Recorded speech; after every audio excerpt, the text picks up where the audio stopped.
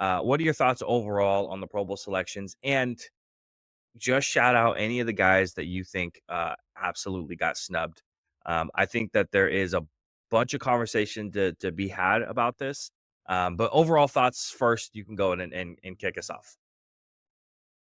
Well, the thing about Pro Bowl and all that other crap that we do every year, Pro Bowl and all-star teams and all this other stuff, is I'm okay with talking about snubs, but if you're gonna tell me somebody got snubbed, you have to tell me who we're taking off the team. So, if we're gonna sit here and have the Baker Mayfield conversation, we can do that. But you're taking Jared Goff off, or what's your game plan there? So if we're gonna have the snubs, and we're not talking about arsonates, we're talking about the fact that McCorkle Jones made a Pro Bowl team once upon a time. Where we're not talking about any of that. We're just talking about the original people that were voted in. Um, if I am gonna go with a snub, then I am gonna find a way to put um, one of my players in, and I'm gonna say that I think Mr. Diamador Lenore was a quarterback snub this year. He has been excellent for us. He's been so good that Charvarius Ward has looked like shit because teams have realized, like, oh crap, we don't target Demo. We just go after Charvarius Ward. Um, Shout out to him. His wife gave birth this week, just a couple weeks after they lost their 1 year old. Super tragic. So um, he's going to be a free agent this year. Hopefully he can get paid and continue on playing good football, but just not for us anymore because Demo is legit and he should have been a Pro Bowler this year. Yeah.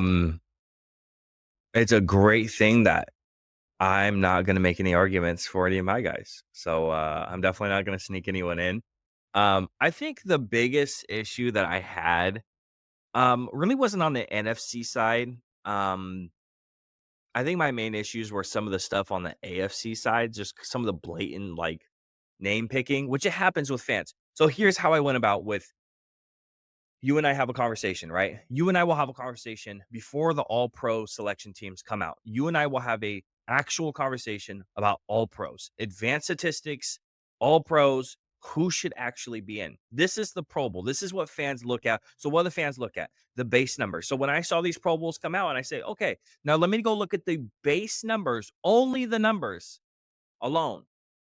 That's what fans pick off of mainly, right? That and the popularity. I have a huge issue with Zay Flowers and Nico Collins getting in over the two rookies that should be in over there.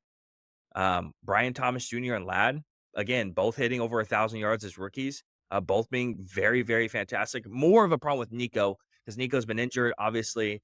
He would have had a fantastic year if he could have stayed healthy the entire year, but he didn't. And he's sub 1,000 yards, while Brian Thomas Jr. and Ladd McConkey have been the definite number ones for their teams. And they've been healthy. They should have been well over Zay Flowers and Nico. Again, Zay's had a good year. He's over 1,000 yards, but Ladd has been better. Brian Thomas Jr. has been better. Those guys have been better wide receivers than Zay Flowers. Brian Thomas Jr., especially with poor quarterback play to Mac Jones, which I'm not even going to call that quarterback play, but it's Mac Jones. So that's one of the biggest issues that I have on the AFC side is those two guys not making it, especially with Brian Thomas Jr. And then the only other one that, I mean, Max Crosby makes it in over Daniil Hunter. I definitely have an issue with that one as well. We love Max Crosby. Had a lot of conversation about Max Crosby before the offseason started. Um, Daniil's had a fantastic year on a new team, and he's been great. So I don't know what we're doing there as well. A couple underrated guys should have definitely had their names thrown into the hat. Nick Cross at safety would have been fun to see. He's like fifth in the league in tackles or something like that at the safety position.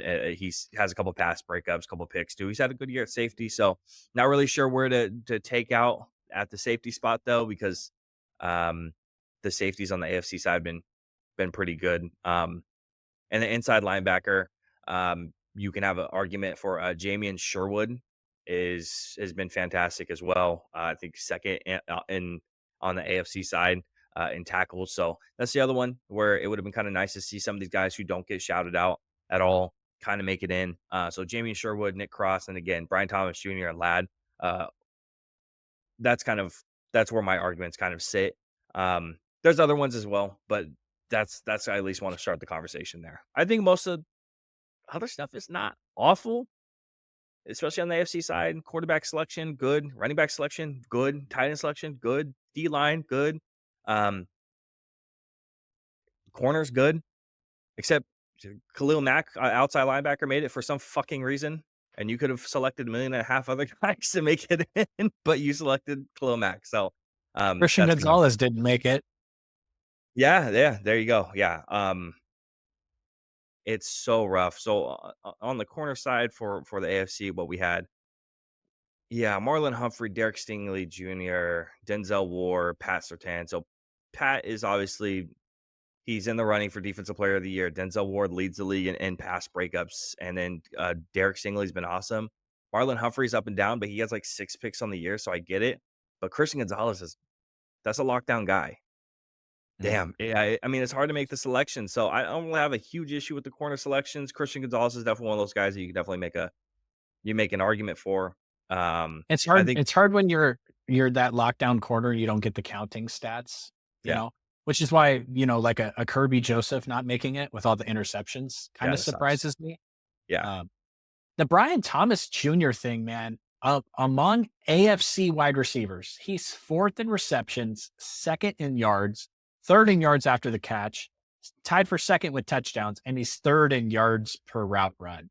hmm, There's like Brian Thomas a all pro wide receiver is the conversation, not a pro yep, bowler. Is he yep. all pro as a rookie?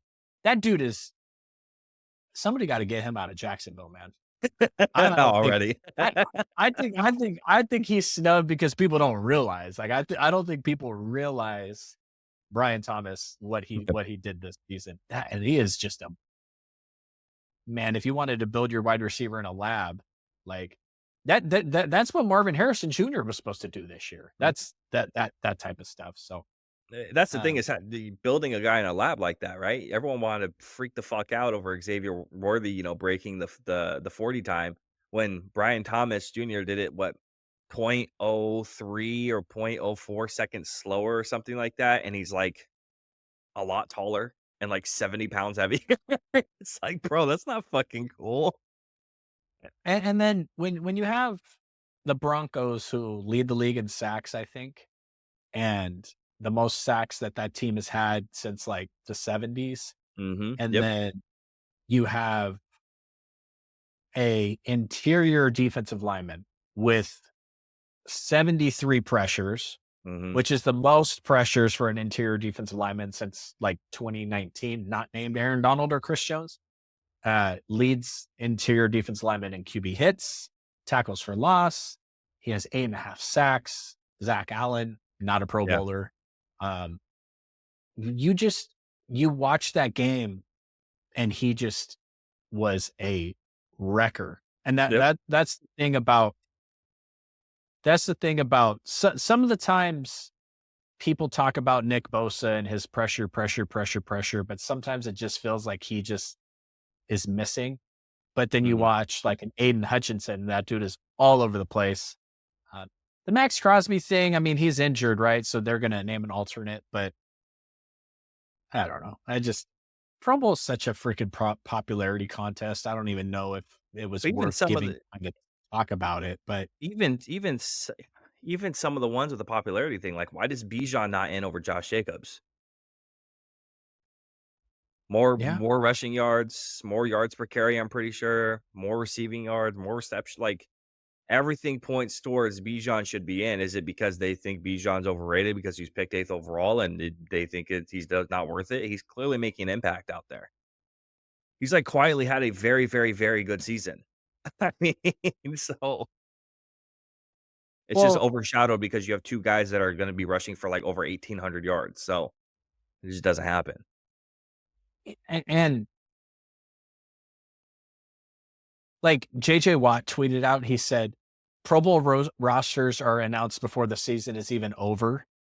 You know, that that's kind of funny, right? Like, and it isn't even week 18 yet. And we already have the rosters. That's a Yeah. little wild also, but Yep. um, This honestly, this week 18 is absolutely useless, except for the Lions-Vikings game. There's only one Yep. game that matters this week, so And honestly, a lot of it comes down to how the top and the bottom, the disparity between the 2, like, you look at the teams in the top 10, what, like, all 10 of them have, like, 4 wins or less?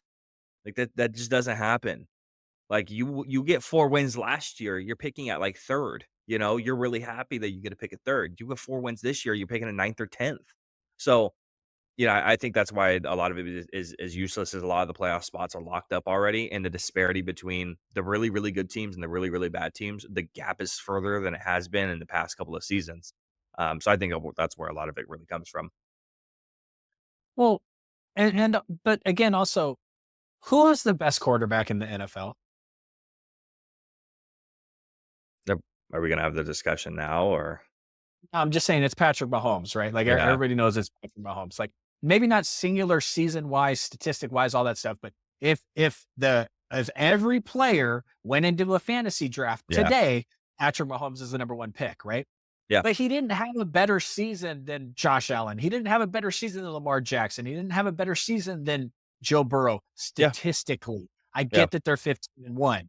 But so where do you how do you like yeah, Patrick Mahomes? He's the best quarterback in the world. He's the second best quarterback of all time already. You know what yeah, I mean? Like, is he ever going to out get to Brady? I doubt it. That would be incredible if he did. But, you know, Josh Allen was phenomenal this year. Lamar Jackson was phenomenal this year. So I don't know how you kind of have that conversation when it yeah, comes to, you know, although I don't know if you saw running back Joe Mixon, Pro Bowler, yeah, he did. man. Yep.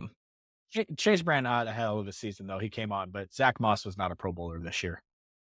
Yeah, and some people can definitely make the argument for, who is it over in the AFC? While I pull up the AFC specifically, they're rushing. Some people can make an argument because they have more rushing yards, Tony Pollard and Najee Harris, but they have more rushing yards by, let me see, 14, and they have 3 more games than Joe. So, um, Joe Mixon is definitely there, and I get it. Tony Pollard has the 3rd most rushing yards in the AFC. Shout out to him, behind a pretty bad offensive line. Um, so, shout out to him for that. But if Joe Mixon didn't get hurt, he's averaging 76.4 rushing yards a game, which puts him in 3rd, right behind Derrick Henry and Jonathan Taylor, which is where he goes in the Pro Bowl. So that's where he should go. Is he going to get an All Pro?